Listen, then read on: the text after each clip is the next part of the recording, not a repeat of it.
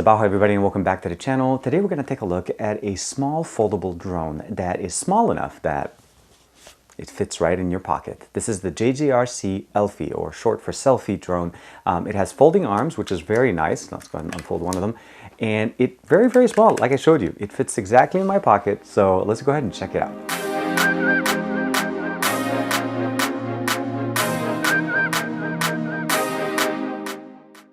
Here's the box. JJRC is the name of the company. ELFIe, or again, short for selfie, I guess, is the drone name. It's the world's smallest foldable drone. It is small enough that it fits in your in my shirt pocket. That's how small it is. They do recommend that you charge it for a full charge, 120 minutes before you play with it for the first time. You do have the ability to download an iOS and an Android. I'm not sure why we have two different Android ones, but there is an Android application that you can download. It's a JJRC app, and then you'll be able to sync it directly using Wi-Fi. It's very small. I mean, you could see the extreme footprint, and this is my thumb. This is about the thickness, a little bit thicker than my thumb, but again, this is how thin, how nice, and very compact. For comparison, I just want to show you guys how small this device. This is my OnePlus 3, and this is a 5.5-inch display phone. You could see it sits all the way inside this. That's how the circumference. It's extremely small, and as I showed you guys with the intro, I was able to put this in my pocket. The main magic happens when you're able to fold out the arms, 1, 2, 3, 4, and it then becomes a full-sized drone. And you can see here that the propellers are mounted on. They do provide us with spare propellers as well as motor rigs, and the charger here, which is a USB charger to charge the battery. You can use this, plug in any USB charge port, and it will charge it. It'll give you a light on as it's charging. Once it's 100%, it will turn off. The battery is enclosed, and it does come enclosed directly in the unit, so you can use your nail here, open it up, open the door, and then here is the battery. It's plugged in. Let's go ahead and take it out.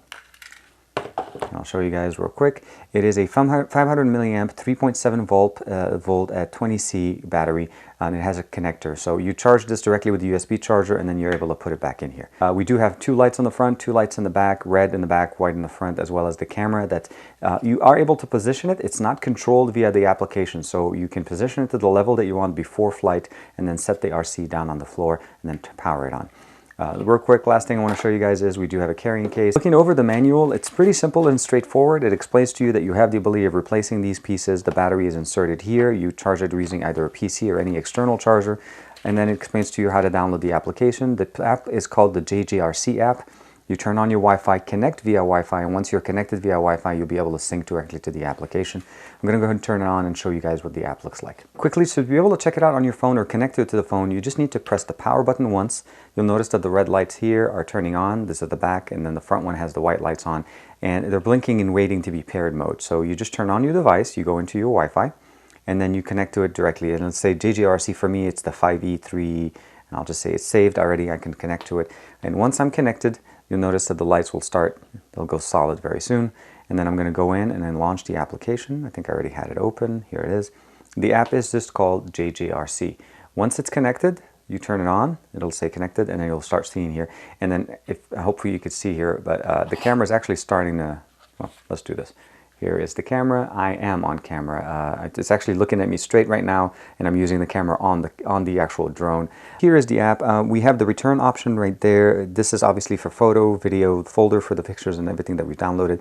Now, 30%, 60%, there's three options here. This is the power level mode when I'm flying the drone. If you want it to respond extremely well, go to 100%. Just be aware that this is kind of like sport mode. It has a lot of response. 30% is more like beginner mode. Medium is just average use, and then 100% is just super fast. And then it gives you the ability to kind of change that as you're playing or as you're controlling it. Basically what we have here under the option here is the altitude control. So once I turn it on, I have the ability of turning on altitude control. Altitude control takes away the controls itself. So you notice right here, I don't have controls right now. When I turn it on, this is what will give me the ability to turn on. The drone is on, and then I can say stop using the stop button. It does not take off by just pressing this button. All it does is just turn on, and it sits where it is. And then this is also what you can be able to use to lower it for it to fly, to get it to land safely without having to slam on the ground. I'll turn it off. Last but not least, we have the controls, of course, 360, and then the ability here to be able to go and do gravity induction. We'll have to check that out, that mode. And of course, on and off just turns on and off the controls. Otherwise, we have no controls on it. It doesn't respond. And if I take the settings, everything else is gone. So I can bring this on And here we have the ability of controlling and adjusting for when you first starting to fly the drone, you'll notice that there may be some stray. You may go to the right, to the left, up and down. And if you notice these things, you can use these controls, all three of them, to be able to adjust and correct for it to fly straight. But other than that, it's very, very simple. I did take some pictures with it before when I was trying to test it out in the living room. I did fly it indoors. Low light, not exactly the best camera. Again, we're not looking at a high quality camera, but it should be able to do really nice. You can notice right away that it's not super, super loud. This is a small room. There's nobody else, but it is definitely loud enough that you can hear it. And if you don't touch it within about maybe 10 seconds or so, it will shut itself off. But you have the ability of just turning it back on again right away.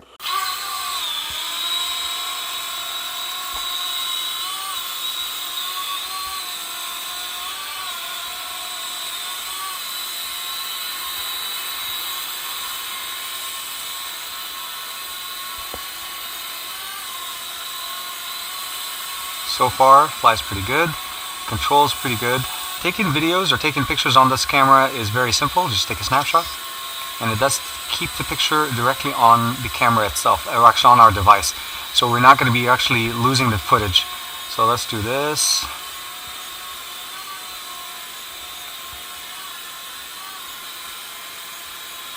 Seems to be able to got it stabilized. A little bit to the right.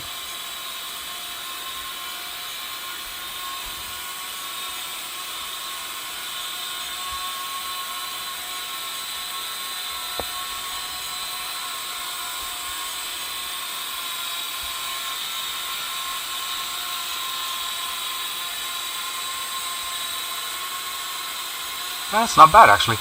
Overall, it stands pretty still, so if we want to take a video or take pictures, we'll be able to do that pretty good.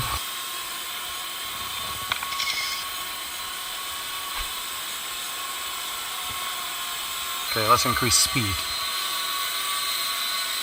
So I went to 30% here, 30% control. Now obviously you'll control much faster. I think overall the first thing you want to be aware of obviously is the main thing about this camera is that it's small, it has folding arms, and that you actually can put it in very small places. So you don't even have to carry it in that case, but if you want to, you can just fold the arms, turn everything up, and just put it in your pocket. It'll fit in your back pocket, it'll fit in any small space, and it's ready to go. The charger for it is extremely small as well. The battery you could just leave inside, and you're pretty much set to go. I like the fact that it's simple. It does have some nice controls, as you saw with the video. It flies, it has some nice controls. Altitude control, I noticed that it may have some issues, but it could also be because of where I am. There's a lot of Wi-Fi spots, so you need to be aware of that. This is intended to be flown in an area where there's not as much Wi-Fi bombardment. So be careful if you see some performance issues. Just make sure you go outside where there's not that many issues, and then you'll be able to fly it. I like the fact that it's small. I like the fact that it's compact and it's easy to use. It's very small, very nice as a beginning drone. And again, from a foldable size, I mean, of course, we're not comparing it to any of the bigger ones, the 4K ones. It has decent video, decent video capture and audio, not audio, I mean picture capture. And you'll be able to use this and just be able to have fun. And it's a nice little gift for anybody that's starting off to learn how to fly a drone. JJRC makes a lot of good drones, high quality ones. I've dropped this thing a couple of times when I was trying to learn how to get it to land correctly, and I would have to just drop 4 feet down. Lands, no problem. None of the props broke yet. I do have spares. That's also another thing. And of course, the other little spinning options for it, that's where you're going to be able to put them on the arm in case they fall off. But thank you very much for allowing me to check out this unit. Let me know what you guys think in the comments below. Have you seen drones like these? Have you tried smaller drones like these? And I'll give you guys links in the description below to be able to pick one up for yourself. Thank you very much for the support. Like and subscribe as usual. Share with your friends if you like this video, so as it supports the channel. And I'll see you guys in the next video.